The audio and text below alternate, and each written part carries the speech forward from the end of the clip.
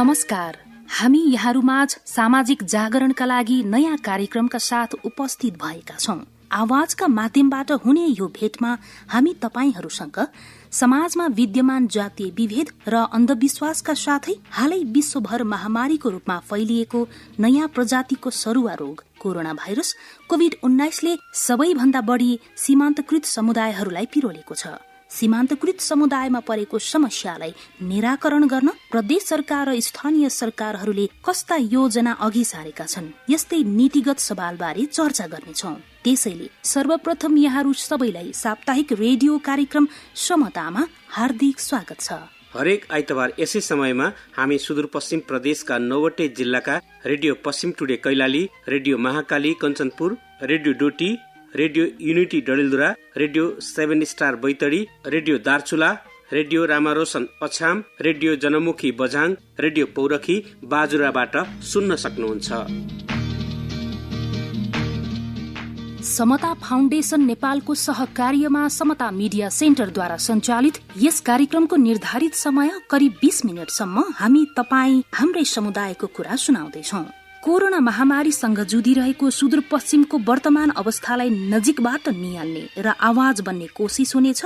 साथै सुदूरपश्चिममा रहेका जातीय विभेदको अन्त्यका लागि यहाँहरूसँगै छलफल र बहस चलाउँदै न्यूनीकरणका बाटाहरू पहिल्याउनेछौं। यसमा सरकारी तथा गैर सरकारी संस्थाहरू मार्फत भइरहेको प्रयास, स्वास्थ्य अधिकार र सुरक्षाका सवालमा सरोकारवालाका धारणा पनि सुनाउनेछौं। अझ हाम्रै जनजीवनलाई काम लाग्ने रोचक प्रसंग, तपाईका अनुभूति र सन्देशमूलक जानकारीहरू रहन्छन् नै, सुनेर साथ दिनुहोला। कार्यक्रमको थालनीमा यो समाचारमूलक सामग्री। मुलुकभित्र र बाहिर रहेका नेपालीले चन्दा संकलन गरेर खरिद गरिएको पीसीआर मेसिन डडेलधुरा अस्पतालमा जडान गरिएको छ। अस्पतालका निमित्त मेडिकल सुपरिन्टेन्डेन्ट डाक्टर जगदीश विष्टले मेसिन जडान गरी नियमित परीक्षण शुरू गरिएको जानकारी दिनुभयो। नागरिकले चन्दा संकलन गरेर खरिद गरेको पीसीआर मेसिनले दैनिक 90 जनाको कोरोना परीक्षण गर्न सक्ने विष्टले बताउनुभयो। पीसीआर मेसिनको अभाव हुँदा यसअघि प्रदेशका सबै जिल्लाको स्वाब धनगढ़ी पठाउने गरिएको थियो। धनगढ़ीमा पनि चाप बढेपछि काठमाडौँ पठाउने गरिएको थियो। काठमाडौँमा स्वाब धेरै भएपछि रिपोर्ट आउन समय लाग्ने गरेकोमा अब डडेलधुरामा अर्को मेसिन थपिएपछि केही सहज हुने अपेक्षा गरिएको छ। अछाममा क्वारेन्टाइनबाट घर गएका 29 जनामा कोरोना भाइरस संक्रमण पुष्टि भएको छ। जिल्लाको बान्नीगढी जयगढ गाउँपालिकाका 29 जना घर गएपछि कोरोना भाइरस संक्रमण पुष्टि भएको हो। रिपोर्ट नआउँदै घर पठाएको भन्दै शनिबार संक्रमित र संक्रमितका आफन्तले गाउँपालिकामा प्रदर्शन गरेका छन्। सबै संक्रमितहरू 1.5 महिना अघि भारतबाट घर फर्किएका थिए। अब पालो कुराकानीको। आजको कुराकानीमा नेपालमा कोरोना महामारी रोकथाम र नियन्त्रणमा थुप्रै प्रयासहरू भएका छन्। त्यसमा सुदूरपश्चिम प्रदेश सरकार चाहिँ के कसरी यो रोगका विरुद्ध जुधिरहेको छ, यहाँका सीमान्तकृत समुदायको सुरक्षाका निम्ति के कस्ता नीतिहरू अवलम्बन गरेको छ त भनी हामीले सुदूरपश्चिम प्रदेशका सामाजिक विकास मन्त्रालयका उपसचिव झंकर विष्टसँग कुराकानी गरेका छौं। सुदूरपश्चिम प्रदेशमा कोरोना भाइरस कोभिड-19 को प्रकोपको अवस्था कस्तो छ? यसको असरबाट यो प्रदेश पनि गम्भीर रूपमा प्रभावित भएको छ।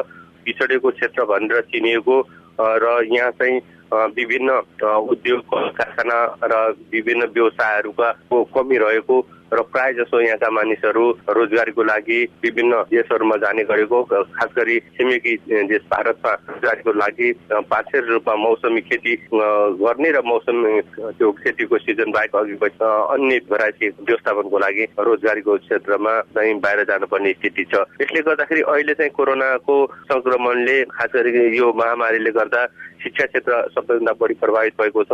विद्यालयहरू सबै क्वारेन्टाइनको रूपमा परिणत भएका छन्। तिनीहरूको व्यवस्थापन गर्न अझै थुप्रै समय लाग्न सक्छ। त्यसलाई डिसइन्फेक्ट गर्नुपर्ने छ। यो चाहिँ विषाणु रहित बनाउनु पर्ने छ र यी सबै कामहरू गर्नुपर्ने अझ थुप्रै चुनौतीहरू यो प्रदेशमा छन्। तथापि यहाँको मैले अघि पनि भने व्यापार वाणिज्य उद्योगहरूको जुन किसिमको व्यक्तिहरूको निर्भरता त्यसमा निर्भर रहेका व्यक्तिहरू पनि समुदाय पनि प्रभावित रहेको छ भने खास गरी गरिब जो काम गरेर खाने जीवनयापन गर्ने दिन आत्मक जोड्नुको लागि दैनिकी विद्यालय गरेर खाने समूहहरू बढी प्रभावित भएको छ र यसले गर्दाखेरि मनोसामाजिक असरहरू परेका छन् र धेरै जसो द्वन्द्वका हिंसाका घटनाहरू बढेका छन् र आत्महत्याका घटनाहरू बढेका छन् र यसै मनोसामाजिक असरले गर्दाखेरि जीवनयापनका स्रोत साधनको अभाव र अन्तर्मनमा निराशले घेरेको कारणले गर्दा यस्ता खालका कुराहरू यस्ता खालका जुन घटित घटनाहरूबाट पनि समाजलाई नकारात्मक सन्देश जाने गरेको छ र यो पक्षमा अलि बढी प्रभावित भएको भनेको जसले दैनिक जुन काम गरेर जीवन निर्वाह गर्नुपर्ने थियो दैनिक हातमा जोड्नुको लागि काम गर्ने परिस्थिति थियो र जसले चाहिँ विभिन्न व्यवसायसँग जोडेका विभिन्न पेसासँग जोडेका व्यक्तिहरू पनि अहिले यो अवस्थामा रहेका छन्।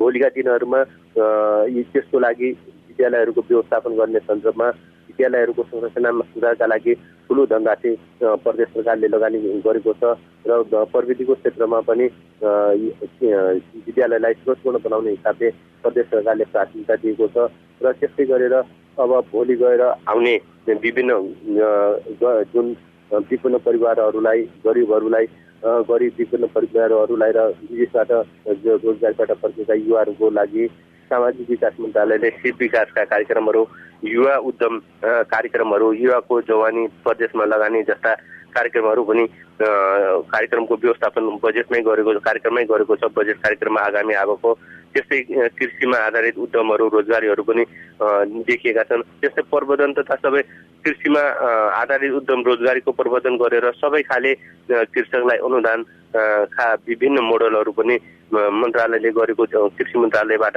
गरेको पनि त्यो कार्यक्रममा देख्न पाइन्छ। तथापि हाम्रो 2577 जनालाई सामाजिक विकास मन्त्रालयबाट यो विभिन्न विद्युत मेसन मोटरसाइकल मर्मत इलेक्ट्रोनिक यो कार्पेन्टर हाते होजियारी बिल्डिङ आदि र त्यस्तै किसिमले महिलाहरूका लागि विभिन्न सानसाना जुन विवाह व्रतबन्ध इत्यादि विभिन्न चाडपर्वमा चाहिने सामग्रीहरूको निर्माण गर्ने सिपहरू दिने गरी बजेटको व्यवस्था गरेको छ र त्यस्तै यसको अतिरिक्त अरू पनि कार्यक्रमहरू जुन प्रत्यक्ष विकास निर्माणका कार्यक्रमहरू छन् त्यसबाट पनि प्रत्यक्ष जोडिने र लाभ प्राप्त गर्ने हुनाले यस्ता थुप्रै खालका कार्यक्रमहरू प्रदेश सरकारले अगाडि ल्याएको छ। हजुर, यो समाजमा पछाडि परेको दलित समुदाय जो विगतदेखि नै सडक पेटीमा बसेर जुत्ता सिलाएर टेलरिङ गरेर र फलामका औजार बिक्री गरेर जीविकोपार्जन अर्थात् घर व्यवहार चलाइरहेका थिए, तर आज उनीहरूको सो पेसा बन्द छ। उनीहरूको जीवन रक्षाका लागि सामाजिक विकास मन्त्रालयले के कस्ता योजनाहरू अघि सारेको छ त? यो लैङ्गिक तथा जातीय विभेद छुवाछुतको अन्त्य घरेलु हिंसा लगायत सबै खाले हिंसाको अन्त्य हाम्रो एकमात्र प्राथमिकता हो र एक सृष्टि समदृष्टि प्रदेशको चाहना हो भन्ने उद्देश्यका साथ विभिन्न कार्यक्रमहरू विभिन्न मोडलमा गएका छन्। महिलाको सशक्तिकरणका लागि उद्यम कार्यक्रमहरू पनि छन्। दलित जनजाति र पिछडिएको अपाङ्गहरूको लागि राहत कार्यक्रमहरू गत वर्ष पनि हामीले सञ्चालन गरेका थियौँ। यस वर्ष पनि छ। पिछडिएको वर्गको लागि तालिमका कार्यक्रमहरूमा प्राथमिकता राखेको छ र विकासका कुराहरूलाई तिनीहरूलाई छुट्टै व्यवस्थापन गरेको छ। तेस्रो लिङ्गी समेतलाई विकासका कार्यक्रमहरू अगाडि ल्याएको अवस्था छ। दलित स्थानको क्षेत्रमा काम गर्ने सङ्घ संस्थाहरूसँग मिलेर सहकारी गरेर हामी आएका छौँ र विभिन्न मिडियाबाट चेतनाकरणका कुराहरू गरिराखेका छौँ। कानुनमा स्पष्ट व्यवस्था भएको कुराहरू छ, त्यसलाई कार्यान्वयन गर्ने सिलसिलामा हामी नुसुकौँ, सबैले हातेमालो गरौँ र समृद्धि र विकासको लागि र एकता र प्रगतिको लागि हामी सबै अगाडि बढ्नुपर्छ र सरकारका नीति निर्देशनहरूलाई पालना गर्नुपर्छ भन्ने हिसाबले सूचना र विभिन्न जिङ्गलहरू तयार गरेर विभिन्न हाम्रा यस्ता मिडियाहरूबाट प्रचार प्रसार भएको कुराहरू यहाँलाई म अवगत गराउन चाहन्छु। ती कामहरू भएका छन्। विभिन्न फोरमहरूमा पनि यी कुराहरू र यस्ता खालका धेरै कार्यक्रमहरू धेरै मोडलबाट सञ्चालन भएको कुरा म अवगत गराउन चाहन्छु। अति विपन्न वर्गको लागि अनि मुख्यमन्त्री आवास कार्यक्रमका कुराहरू पनि मैले कार्यक्रममा देखेका छौँ होइन। हाम्रो प्रदेश सरकारको कार्यक्रममा त्यो कुराहरू पनि आएका छन् र खास गरी अहिले जुन किसिमको चुनौती छ यो चुनौतीलाई यो समस्यालाई हामी अहिले यो सुदूरपश्चिम प्रदेशमा अझ निराकरण गर्नुको लागि न्यूनीकरण गर्नुको लागि ठुलै चाहिँ सबैले सङ्घर्ष गर्नुपर्ने ठुलै चाहिँ पहल गर्नुपर्ने स्थिति देखिन्छ। सामाजिक विकास मन्त्रालयका उपसचिव ज्यूले भने अनुसार प्रदेश र स्थानीय तहका सरोकारवाला निकायहरूले कोरोना रोकथामका लागि पहल गरिरहनु भएको होला र यसबाट तपाईहरू पनि लाभान्वित हुनुहोस् र यदि यस्तो भएको छैन भने स्थानीय निकायमा गएर गुनासो गर्नुहोला अनि आफ्नो अधिकारका लागि अघि बढ्नुहोला भन्दै अब यहाँहरूलाई कोरोना सम्बन्धी यो जानकारी पस्कँदैछौं। एकैछिन ध्यान दिएर सुन्नुहोस् है त। रुगा खोकी लागे, गला सुक्खा भए, कोरोनाको सुरुवाती लक्षण हुन सक्छ। सास फेर्न गाह्रो हुन्छ, ज्वरो बढ्दै जान्छ, टाउको दुख्ने, छाती पोल्ने असर देखाउँछ। कोरोना कोरोना कोरोना कोरोना, सावधानी अपनाइ पर्दैन डराउन। सुदूरपश्चिमेलीहरूको रोजगारीको प्रमुख गन्तव्य छिमेकी मुलुक भारत हो। यहाँका प्रत्येक गाउँका बेरोजगार युवाहरू श्रम बेच्न भारत जाने गर्छन्।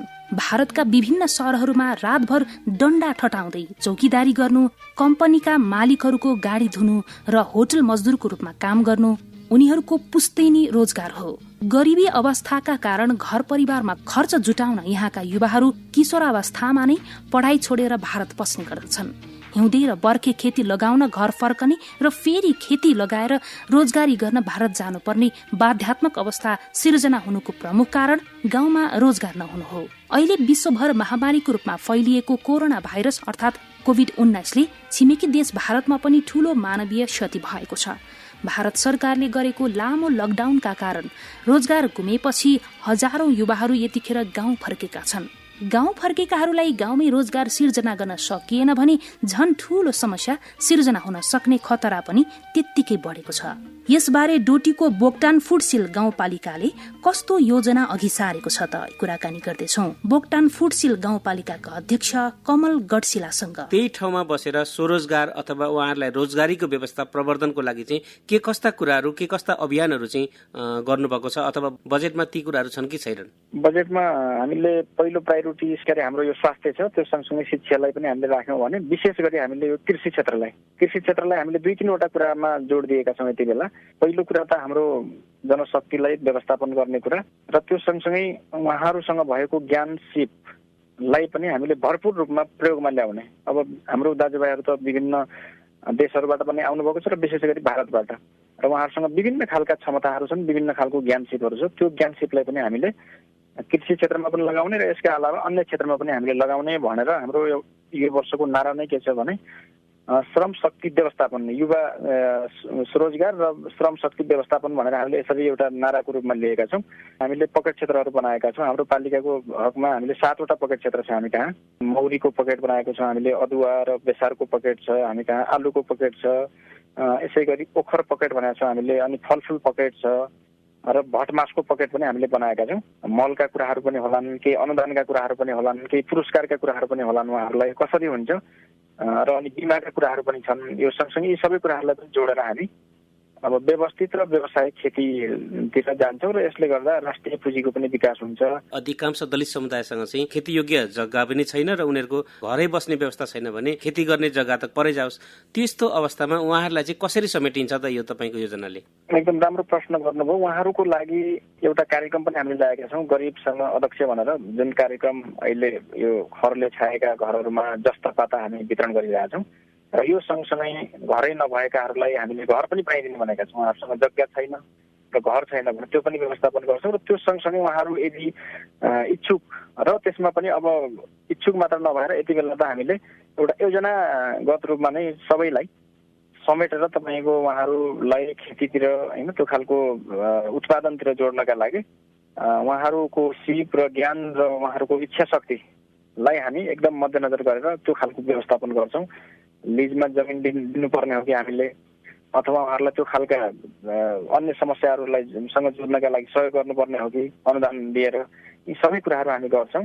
मलाई लाग्छ हाम्रो गाउँपालिकाको सन्दर्भमा सबैलाई त त्यस्तो खालको समस्या छैन, किनभने धेरै दाजुभाइहरूसँग त हाम्रो त्यो खालको व्यवस्थापन छ नै, र केही अलि अप्ठ्यारोमा हुनुहुन्छ, समस्यामा हुनुहुन्छ, उहाँहरूलाई हामी व्यवस्थापन गर्छौँ र यसको सम्पूर्ण जिम्मेवारी गाउँपालिकाले लिन्छ र उहाँहरूलाई यो योजनामा सामेल हुनका लागि र यो योजना कार्यान्वयन गर्नका लागि बरु उहाँहरूलाई हामी त्यो खालको अग्रसर बनाउने खालको अन्य कार्यक्रमहरू पनि लिएर अगाडि बढ्छौँ। श्रोता, तपाईँ अहिले समता फाउन्डेशनको सहयोग र समता मिडिया सेन्टरद्वारा उत्पादन गरिएको रेडियो कार्यक्रम समता सुन्दै हुनुहुन्छ। अन्तिममा केही चाख लाग्ने कुराहरू। ऱ्यापिड टेस्टले सामान्यतया हाम्रो यो जुन शरीरको रोग प्रतिरोधात्मक क्षमता विकसित भयो कि भएन भनेर देखाउने हो। त्यो भनेको चाहिँ हाम्रो शरीरमा कोरोना भाइरस प्रवेश गरिसकेपछि जुन हाम्रो शरीरले त्यो विरुद्ध बनाएको जुन एन्टिबडी हो त्यो नै पहिचान गर्ने यसको प्रमुख काम हुन आउँछ।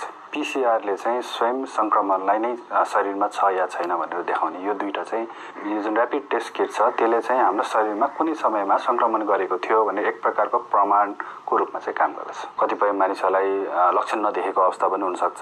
यदि यो ऱ्यापिड टेस्ट गरिएमा चाहिँ उसलाई शरीरमा संक्रमण थियो कि थिएन पत्ता लगाउनलाई चाहिँ सहज हुन्छ। ऱ्यापिड टेस्टको चाहिँ कहिलेकाहीँ यो फल्स पोजिटिभ फल्स नेगेटिभ भन्ने भन्छौँ हामीले, कहिलेकाहीँ त्यो नहुन पनि सक्छ। त्यसलाई साँच्चै नै क्लियर गर्नलाई हो होइन भन्नलाई हामीले पीसीआर प्रविधि प्रयोग गर्नै पर्ने हुन्छ। त्यसले गर्दाखेरि ऱ्यापिड टेस्ट आफैमा अन्तिम निर्णय नहुने भएको हुनाले चाहिँ तपाईँ हामीले एकैपटक पीसीआर समेतको रिजल्ट एउटा सँगै गरेर अनि त्यसलाई सार्वजनिक गर्दा सायद त्यसले एउटा राम्रो मेसेज दिन्छ कि भन्ने मलाई लागेको। यो चाहिँ अहिले देखिरहेको भएको घटनाक्रमलाई आधार मानेर भनेको मैले। पीसीआरको अन्तिम निर्णय पर्खेर त्यसबाट जुन नतिजा आउँछ त्यसलाई चाहिँ हामीले मान्नु पर्दछ। त्यतिन्जेलसम्म तुरुन्तै मानिसहरू आत्तिहाल्ने डराउनु पनि चाहिँ गर्नु पर्दैन। हालसम्म कोरोना सम्बन्धी कुनै पनि औषधि या खोप पत्ता लागेको छैन। त्यसकारण विभिन्न सञ्चार माध्यमबाट आएको औषधिको हल्लाको पछि लागि कुनै पनि अनावश्यक औषधिको सेवन नगरौं।